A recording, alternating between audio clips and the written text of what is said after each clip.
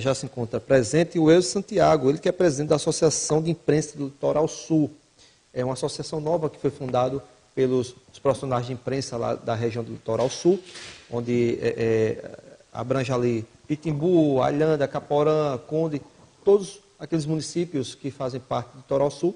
E o Eudes Santiago é o presidente, o primeiro presidente dessa associação tão importante para a nossa categoria. E aqui ele vai destrinchar um pouco sobre a ideia dessa associação, até porque temos hoje a API, a Associação Paraibana de Imprensa, do qual eu também faço parte, e tenho certeza que será apenas um braço a mais, né? Será um braço a mais para fortalecer a nossa categoria.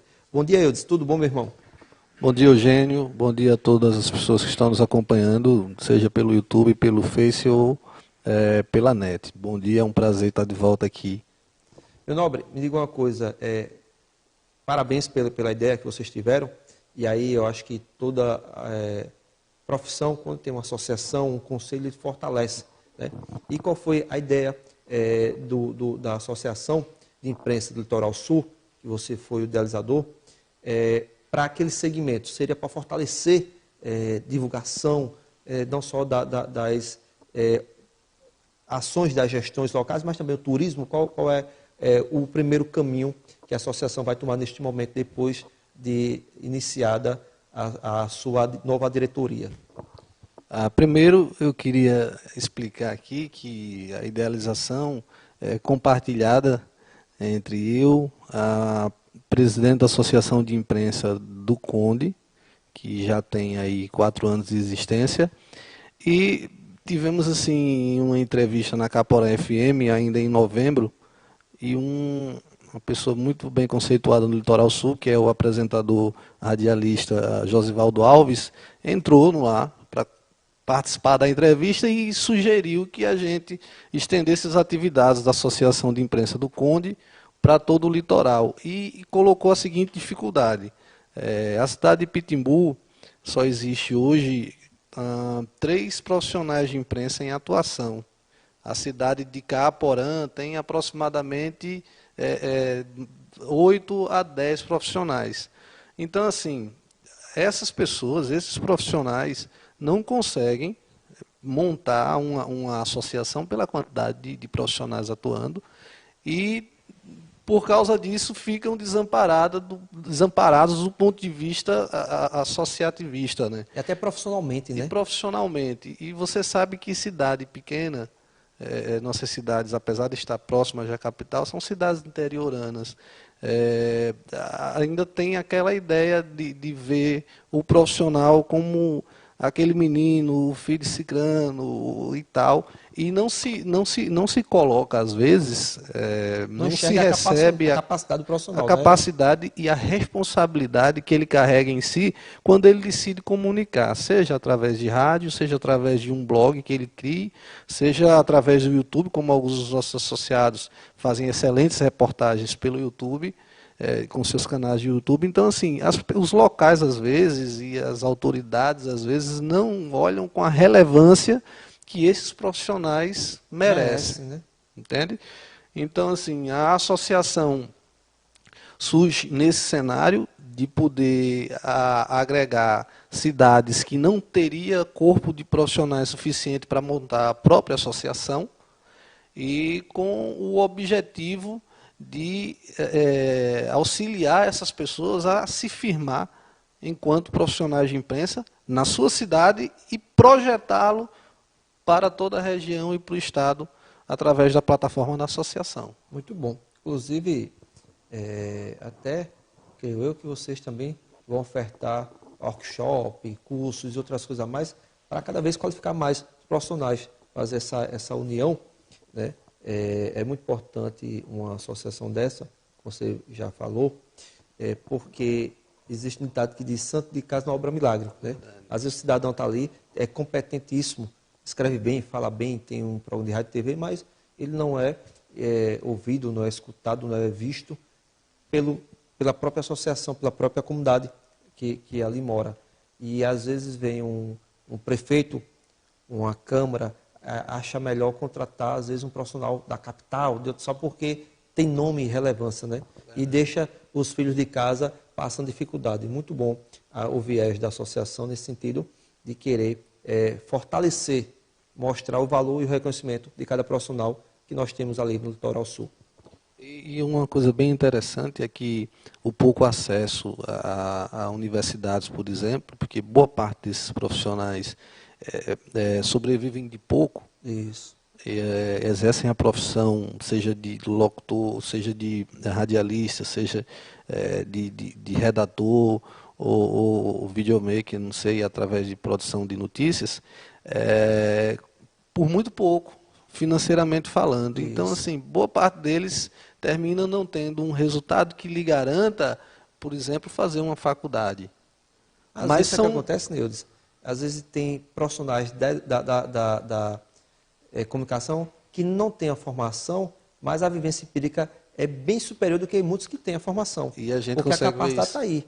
Às vezes você nasceu para o ramo e não tem a formação, e muitos têm a formação. Quantos formados em direito não exercem advocacia? Quantos formados em... Então, assim, a formação ela é importante, mas não quer dizer que vai ser o sucesso do cidadão. Sim. Mas o seu viés, o seu perfil, quando você nasceu para a coisa, é muito mais importante. Eu costumo dizer, não sei se posso falar como referência para um ou para outros, mas eu vejo como referência como um cara que venceu na vida. O Siqueira. Siqueira fala para todo mundo, só tem até a 7ª série.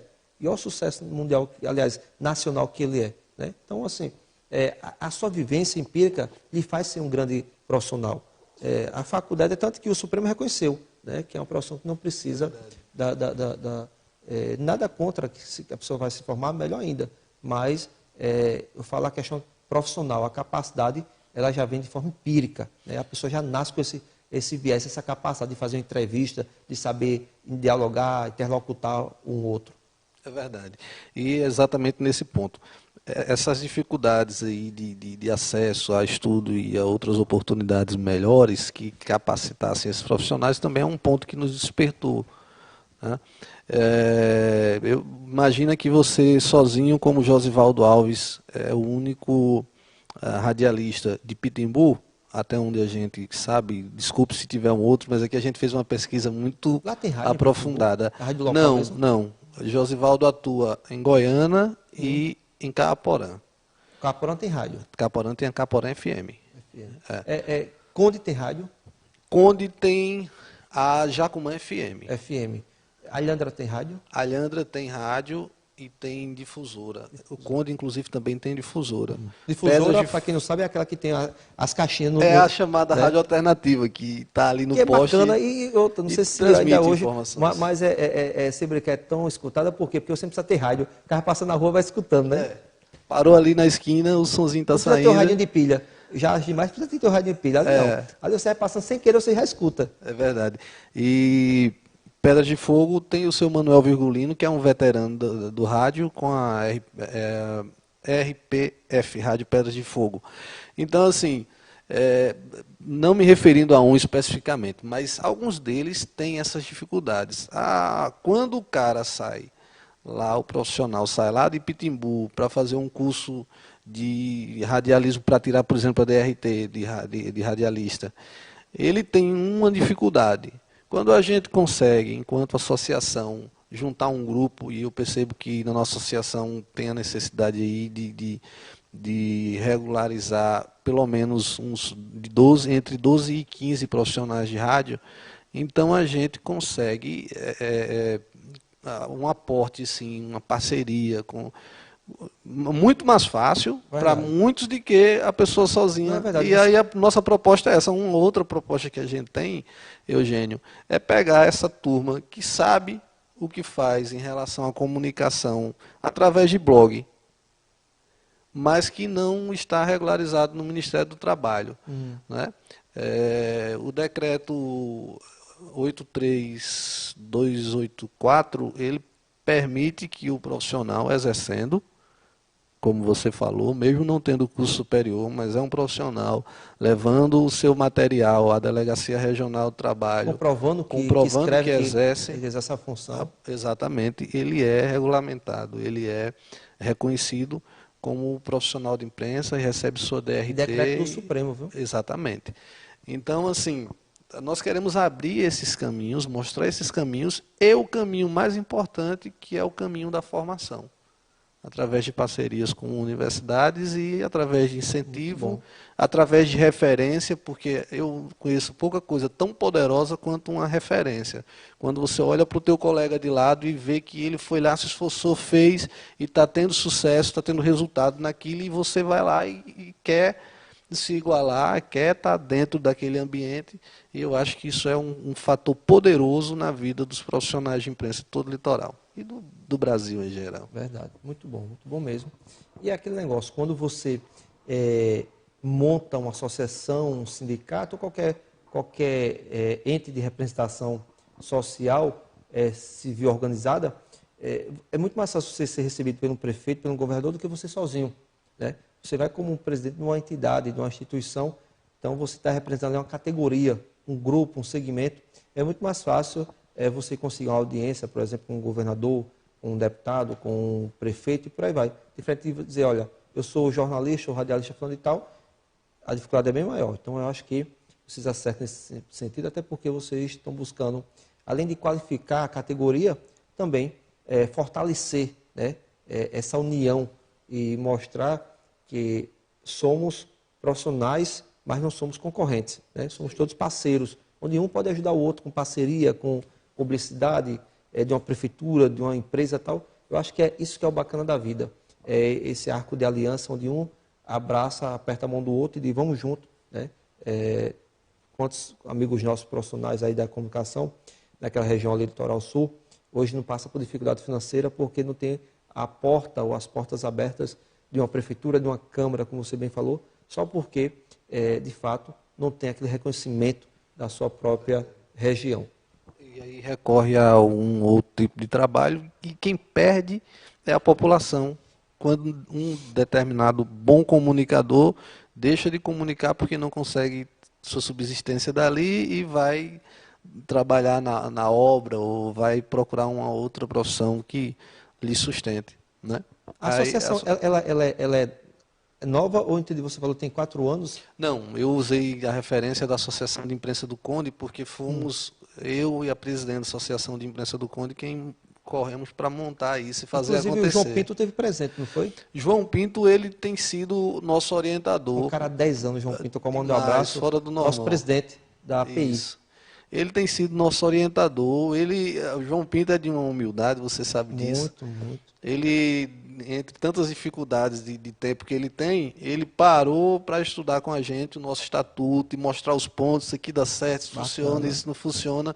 E toda a orientação, toda a formatação da Associação de Imprensa do Litoral Sul foi baseada nas orientações do nosso presidente da Associação Paraibana de Imprensa, a quem eu mando um abraço. Muito bom, João Pinto também, eu gosto muito dele. Quando antes da pandemia, sempre eu parava ali na API, a gente ia tomar um cafezinho ali, tão bacana, mas depois da pandemia, faz tempo, acho que a última vez que eu coloquei os pés na API foi outubro ou novembro de 2019, lá para cá. Ficamos todos muito limitados, né? Essa ideia da gente encontrei abraçar, com ele visitar. no sepultamento do senador Maranhão, a gente nos falamos lá e tal, mas fazia mais de ano que eu não tinha visto o nosso presidente da nossa Associação Paraibana de Imprensa. E me diga uma coisa, e aí, de fato, a fundação foi naquele dia? Qual foi o dia da fundação? A fundação, a sábado agora, fez 8 dias. 8 dias. Foi dia 20 de fevereiro. E eu queria fazer só um breve relato. Você trouxe aqui você puxou um cordãozinho bom aqui da gente entender, que é o seguinte: como que um profissional de imprensa de uma cidade de 20 mil habitantes, 15 mil habitantes, as nossas cidades, o tamanho médio das nossas cidades do Litoral Sul, consegue conviver informando e em determinado momento não desagradar alguém, não é? Quando o Eugênio Falcão solta uma notícia aqui de cima, quem quiser que se aguente, porque ele está num patamar de visibilidade maior e as pessoas vão se ajeitando ali e tentando conviver com aquela informação, mesmo que se sinta prejudicado ou que seja parte negativa daquela exposição, né? No interior, isso funciona diferente, Porque de manhã, quando o rapaz que foi notícia acordar, ele vai dar de cara com quem expôs a situação Isso. que ele está envolvido. Então, assim, a coisa mais comum é o repórter ou o comunicador do interior ser retaliado em resultado de suas comunicações, de compartilhar a verdade. Até ameaça de morte, às vezes. Ameaça de morte, efetivamente, tem exemplos vários de profissionais de imprensa que foram assassinados por informar. Então, assim, dentro desse ambiente, cria-se uma outra situação, que é o colega que informa para o outro lado. Aí você tem um problema do adversário que se cria porque você informou que aquela pessoa, geralmente isso acontece muito no meio político, aderiu a um determinado procedimento ou algum fato que envolva negativamente aquela pessoa, só que aquela pessoa também tem o outro informador, o outro comunicador que vai tentar mostrá-lo de uma outra forma positiva que supere aquele fato que foi noticiado. Quando isso ocorre, gera um atrito terrível, pessoal, entre profissionais de imprensa. Isso acontece em todas as 5 cidades do Litoral Sul e eu acho que em todas as pequenas cidades do Brasil. Tem o jornalista que é do amarelo, o jornalista que é do vermelho. São os setoriais, né? Cada um defender seu ponto cada dia. E se por um acaso os jornalistas do amarelo encontrar um fato importante no vermelho e noticiar, o pessoal diz, já está traindo o amarelo, estava falando bem disso e já se vendeu. E assim, a gente precisa desconstruir isso, a gente precisa trabalhar isso e trazer até uma certa pacificação. Isso aí é algo que foi discutido na nossa formação lá no dia 20. E trazer uma pacificação para que todo mundo entenda que todos somos comunicadores. E que na hora que a gente tem a responsabilidade de buscar o fato e trazer ele tal qual ele é, da forma que ele a gente precisa ser reconhecido enquanto profissional e o nosso colega, que às vezes, de forma honesta, é contratado institucionalmente para defender uma determinada instituição, ele vai fazer a defesa dele porque foi contratado como assessor de imprensa, ou como jornalista, ou como redator para aquela instituição que naquele momento se sente ofendida, ele vai fazer o trabalho dele e precisamos entender que somos ainda assim colegas. E eu gostei, assim, foi um ponto muito positivo da nossa fundação, porque lá a gente fez a nossa Assembleia de Constituição na Câmara Municipal de Alhandra. Até quero registrar meu agradecimento ao presidente, Sargento Val, que foi muito bacana com a gente nesse aspecto, cedendo espaço. Mas quando a gente chegou na Câmara, que nós vimos, por assim dizer, todos os lados do jornalismo unidos, né? Exatamente. E assim, eu vi uma oportunidade lá que o jornalista que a gente conhece, que vem de um embate pesado com outro jornalista que estava na mesa, aproveitou o uso da palavra para elogiar o profissionalismo dele, para agradecer porque ele estava ali. E assim, a gente conseguiu colocar no chão todas as bandeiras, até foi um pedido meu já no abrir da reunião. Gente, vamos pegar nossas bandeirinhas amarelas, vermelhas, azuis e vamos guardar e vamos entender que o ambiente aqui é outro. Então, assim, de lá a gente já saiu, da fundação a gente já saiu com a compreensão de que a associação de imprensa ela tem o papel também de pacificar os colegas de trabalho e mostrar que aquele colega ele está na mesma situação que você quando ele informa e desagrada alguém. E se por um acaso hoje a gente está numa situação confortável num determinado ambiente, mas a vida pública ela é muito dinâmica. Amanhã a gente acorda com a notícia que cai em cima exatamente do nosso telhado. Também, é verdade. Não é? Então, assim, é uma coisa que a gente vai prezar ao longo da vida da Inclusive, associação, é a pacificação. Pegando um gancho aí do que você falou, de manter essa pacificação, que é muito importante.